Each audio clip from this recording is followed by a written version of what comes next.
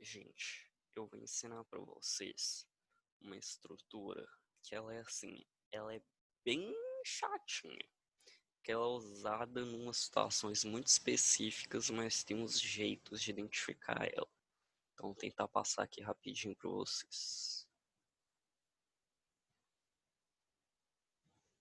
Ó, o nome dela é Past Continuous Tense, é passado contínuo. A gente usa ela. We use the past continuous to describe an interrupted activity which continued for a period in the past and to talk about things happening for a continuous period in the past. É basicamente uma coisa no passado, por deixar um passado contínuo, que acontecia continuamente.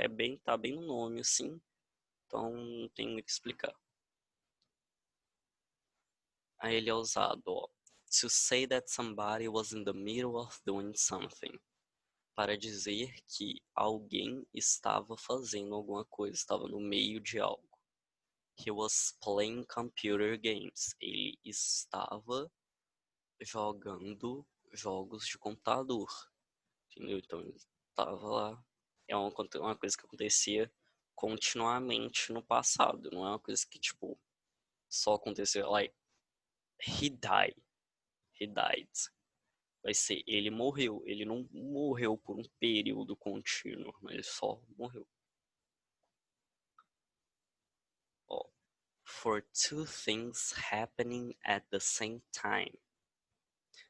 Para duas coisas acontecendo ao mesmo tempo. He was playing computer games while she was watching TV. Ou seja, ele estava jogando jogos de computador enquanto ela estava assistindo TV.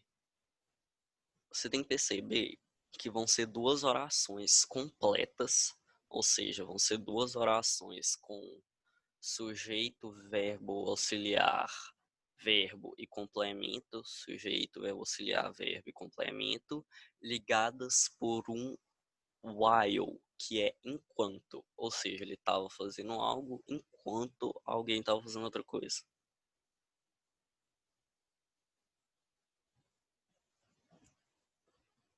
For things you were in the middle of doing when another thing happened.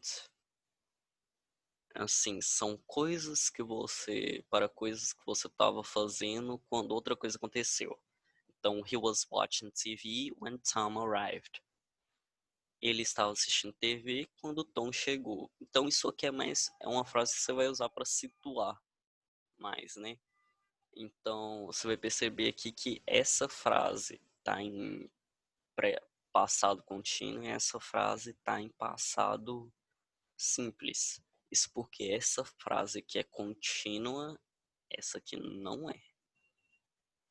E elas são ligadas pelo when, ou seja, aconteceu tal coisa quando isso aconteceu. Aí a gente tem a forma afirmativa. A forma afirmativa é assim, ó. I was going to school, por exemplo. Então vai ter o sujeito, que é o I, o verbo auxiliar, que é o was, o verbo, que é o going, to school, que é o complemento. O que você tem que prestar atenção? O verbo auxiliar, você tá vendo, ele muda de acordo com a pessoa que você usa. Então ele vai ser was quando for I, he, she, it. E ele vai ser were quando for you, we, you and they. Outra coisa, você vai perceber que o verbo tá sempre com ing no final. Então tem que ter aquelas regrinhas de ing lá. A gente tem a forma interrogativa, que é assim, basicamente aquela fórmula de interrogativo que só inverte o verbo auxiliar com o sujeito, aqui vai ser a mesma coisa. Was I going to school? Verbo auxiliar primeiro, sujeito em segundo, going, que é o verbo em terceiro, complemento em quarto. Então aqui você vai perceber que vai acontecer a mesma coisa. mesmo que a estrutura da frase seja diferente, o verbo auxiliar ainda vai mudar de acordo com a pessoa e ainda vai ter o ing. A forma negativa vai basicamente acrescentar o not à forma afirmativa. Então, vamos supor, I was going to school é a forma afirmativa.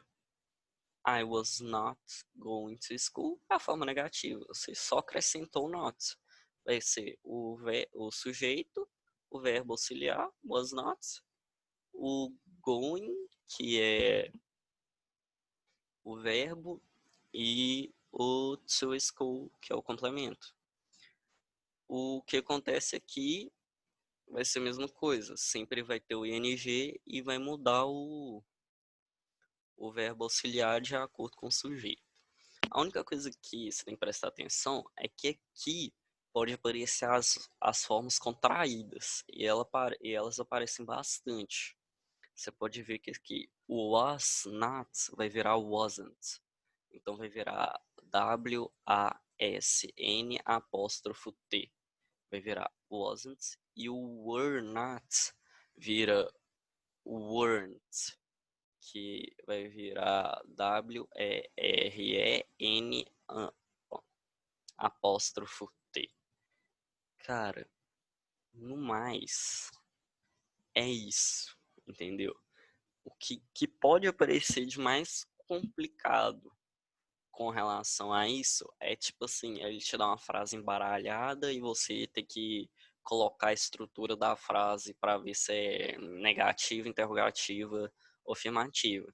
Então, se ele te dá uma frase bagunçada e tiver o nots lá, você vai saber que é sujeito, verbo, auxiliar, nots, o verbo e o complemento.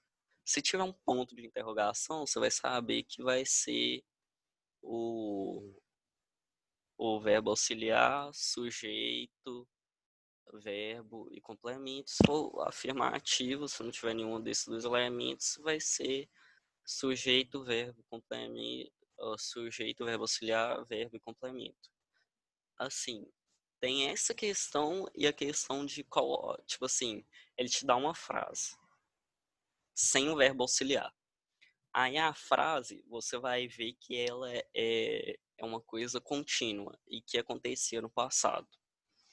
Você vai ter que só, tipo assim, aí ele te dá o why, um espaço para eu indicar qual verbo auxiliar que você tem que usar e uma frase contínua e ele te falou lá que tem que ser no passado.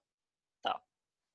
Aí acontece muito dele fazer o quê? Ele te dá um monte de opção nada a ver, tipo did, have, não sei o quê, e dá was e were. Aí você só tem que conjugar, você vê lá, tipo, I, passado contínuo, e você tem que usar was, entendeu? Se fosse you, você ia ter que usar were.